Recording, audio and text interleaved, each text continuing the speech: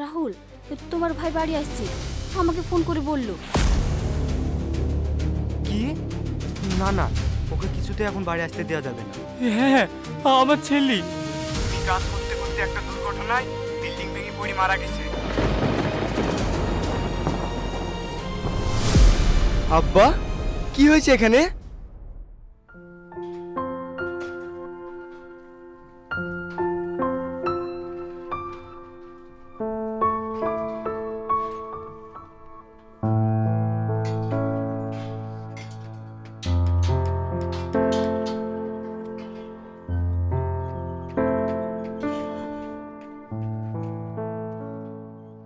কি রে ভাই, মন খারাপ?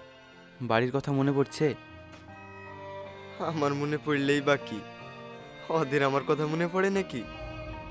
মাঝে মধ্যে যদিও এক দিন ফোন করে, তাও আবার টাকার জন্য। টাকা ছাড়া মানুষ কিচ্ছু বোঝে না। শোন ভাই, প্রায় 8-9 মাস হলো তোর বিদেশে আসা। বাড়িতে নতুন বউ রেখি এতদিন বিদেশে না থাকাই ভালো। যা, তুই কদিন দেশ থেকে ঘুরে আয়। ঠিকই বলেছিস, যাই কদিন ঘুরিয়ে আসি। হ্যাঁ যা, এখন দিনকাল ভালো না। দেশ থেকে ঘুরে আসলে তোর মনটাও ভালো হবে, আবার বাড়ির লোকও খুশি হবে। তাই করব।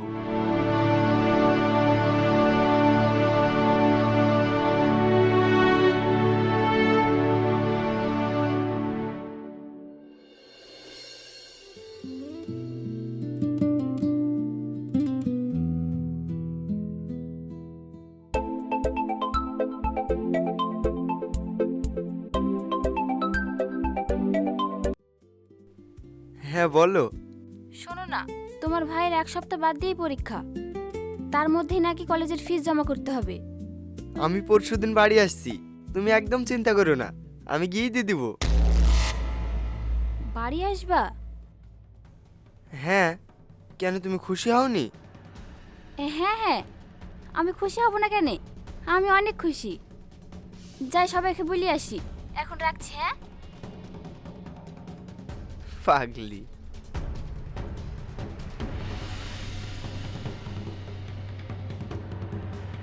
ও যে বাড়ি আসবো বলছে, এবার কি হবে? আমি রাহুলকে ছেড়ে থাকতে পারবো না।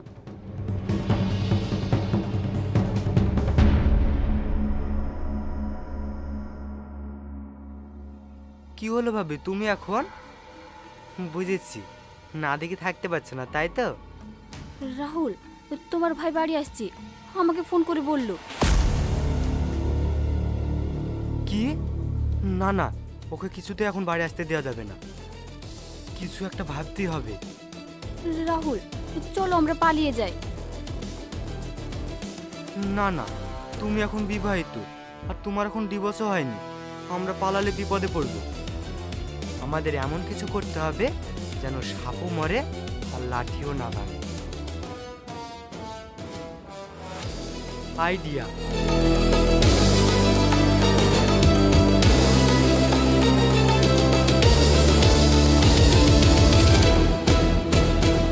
দারুণ, এটাই করি।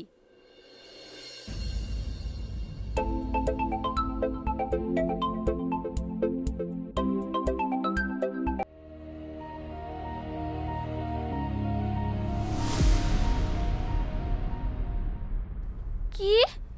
না না, এ হতে পারে না। আব্বা, আব্বা, মা তাড়াতাড়ি এদিকে আসেন, দেখেন কি বলছে। কি হলো বৌমা, তুমি কাঁদছো কেন? এই দেখেন আব্বা কি বলছে, আপনার ছেলে নাকি কাজে গিয়ে বিল্ডিং ভেঙে।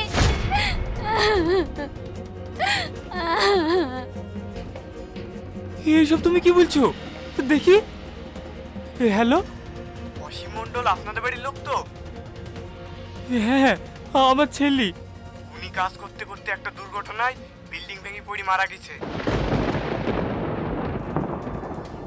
ওনার লাশও আমরা উদ্ধার করতে পারিনি। না, এইসব মিথ্যে, আমি বিশ্বাস করিনি।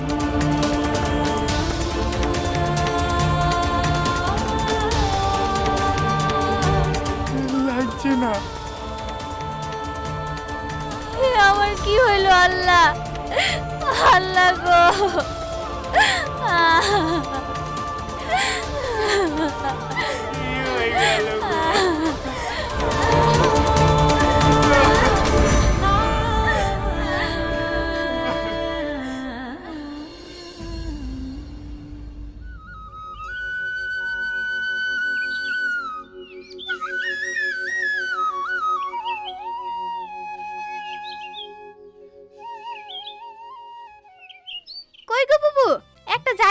দেখি। কেন গো বুবু? আরে জানো না, আমার লাতি হয়েছে যে। তাই নাকি? বাহ, খুব ভালো হয়েছে। বৌমা, একটা জায়গায় এসো দেখি।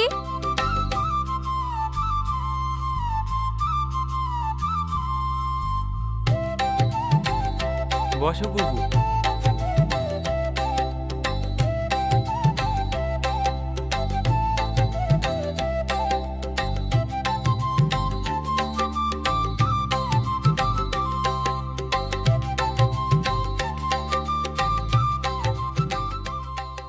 আহারে, বেচারি স্বামীটা এতদিন বেঁচে থাকলে ওরও মনে হয় একটা এরকম ছেলে হয়ে যেত।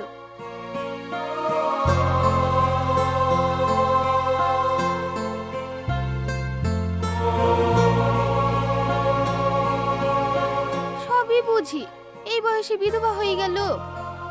বিয়ের পরে তো স্বামীটা বিদেশে চলে গেল, কদিন এবার স্বামী সুখ পারলো। যাই হোক, আমি এখন আসি বুবু। হ্যাঁ বুবু, আসো।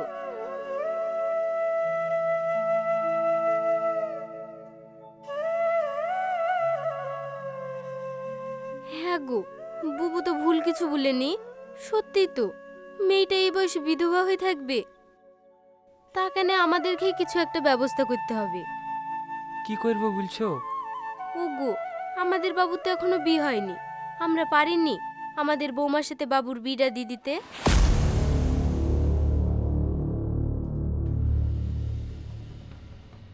কিন্তু রাহুল কি রাজি হবে? কেন হবে না? ও তো ভালো মেয়ে। স্বামী চলে গেছে, তাও নিজের হাতে কত সুন্দর করে সংসারটা আগলি রেখেছে। আর তাছাড়া আমারও মনে হয় রাহুল ওকে পছন্দ করতে শুরু করেছে।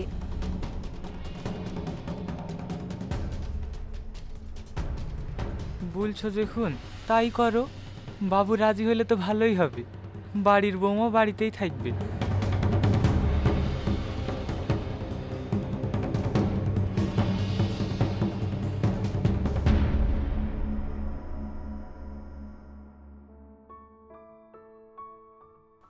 বৌমা, আপনারা এখন কিছু বলবেন আব্বা? হ্যাঁ বৌমা, ওই মানে কি মানে করছো? তোমার দ্বারা কিছু হবে না, আমি বলছি। বৌমা, তোমাকে এই সাদা শাড়িতে আমরা আর দেখতে পাচ্ছি নি। তোমাকে এইভাবে দেখলে আমাদের বুকের ভেতরটা ফেটে যায়। এইসব আপনারা কি বলছেন? আমি তো কিছু বুঝতে পারছি নি। বৌমা, আমি আর তোমার শ্বশুর ঠিক করেছি রাহুলের আর তোমার 4 হাতে এক করে দিব। এতে তোমাকে ওর বিধবা সাজে দেখতে হবে না, আবার ঘরের বউ ঘরেই থাকবে। বৌমা, এইভাবে চুপ থাকলে কিন্তু হবে না। রাহুল রাজি হয়ে গেছে, এখন তুমি রাজি হইলেই হবে। আপনারা যা ভালো বুঝেন তাই করেন।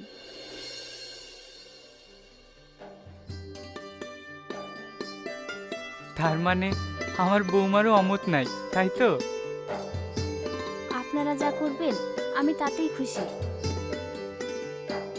এই তো, তাহলে আর দেরি কিসের? আমি কালকেই কাজে ডেকে দুজনে 4 হাত এক করে দেবো।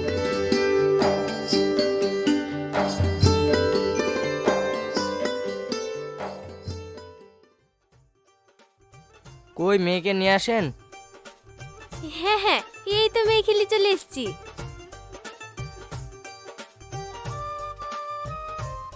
গিন্নি দেখছি একটু বেশি উতলা হয়ে আছে। কি ব্যাপার, কাজটা ঠিক করছি তো? মেয়েকে বসান।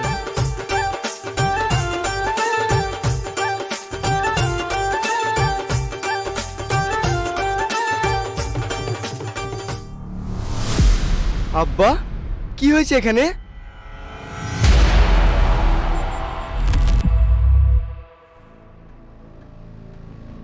শাবনাম, তুমি এই সাজে? ও অসীম, বাপ তুই বেঁচে আছিস? তোর কিছু হয়নি? আব্বা, তুমি কাঁদো না, কিছু হয়নি আমার। আমি বেঁচে থাকবো না কেন? 2 মাস আগে যে একটা লোক ফোন করে বললো তুই নাকি কাজ করতে গিয়ে বিল্ডিং ভেঙে পড়ে মরে গেছিস, আবার নাকি তোর লাশও খুঁজে পাওয়া যায়নি। কি?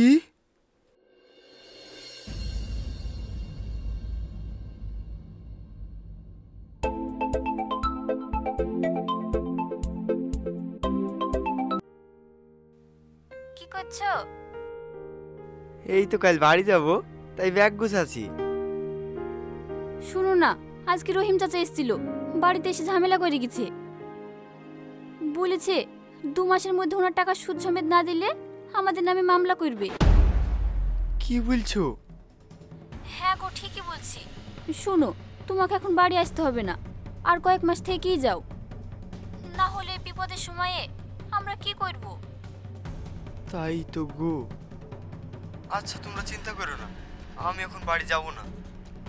আচ্ছা শোনো, তোমার মোবাইলটা এখনকার মতো সুইচ অফ করে রাখো। কোনো দরকার হলে তোমার বন্ধুর ফোন থেকে ফোন করবা, হ্যাঁ? কিন্তু ফোন সুইচ অফ করবো কেন? আরে তুমি তো দেখছি ভীষণ বোকা, তোমার নাম্বারে যদি ফোন করে জ্বালাই সেই জন্যই বলছি। তুমি ফোন সুইচ অফ করে রাখো, বাকি এই দিকটা আমি দেখছি। কিছু বাহানা করি ওনাকে আটকে রাখছি। আচ্ছা তাই করব। বলছি আব্বা ভালো আছে? হ্যাঁ হ্যাঁ, সবাই ভালো আছে, এবার রাখো। সবার খেয়াল রেখো।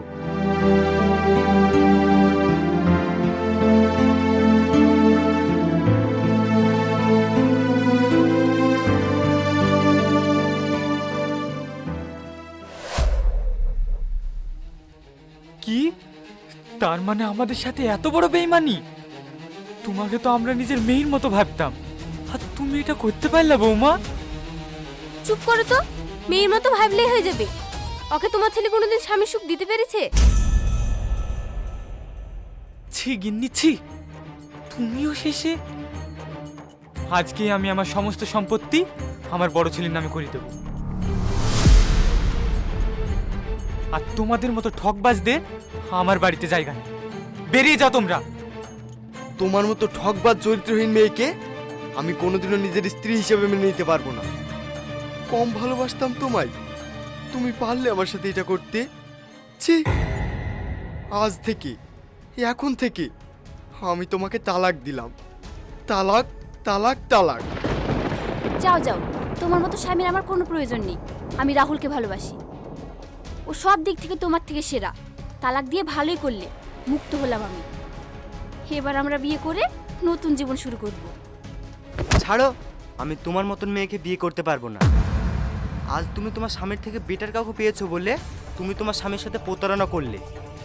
কালকে তুমি আমার থেকে বেটার কাউকে পেয়ে এই একই কাজ আমার সাথে করবে না, তার কি কোনো গ্যারান্টি আছে? বাবু, ঠিকই বলছি মা। তুমি এটা করতে পারো না। রাহুল, তুমি আমাকে এত সহজে ছেড়ে দিতে পারো না। আমি তোমার জন্য এত কিছু করলাম, আর তুমি এটা করতে পারবে? হ্যাঁ পারবো। তোমার মতন মেয়েকে আমার কোনো বিশ্বাস নেই। কি হলো? তোমরা দাঁড়িয়ে দাঁড়িয়ে কি দেখছো? বেরিয়ে যাও আমার বাড়ি থেকে। ওগো ওগো, তুমি এমন করো না, আমাদেরকে ক্ষমা করে দাও। তোমরা যা করেছো তা ক্ষমার অযোগ্য। আর 1 সেকেন্ড আমি তোমাদের মুখ দেখতে চাচ্ছি না। বেরিয়ে যাও, চলে যাও এখান থেকে।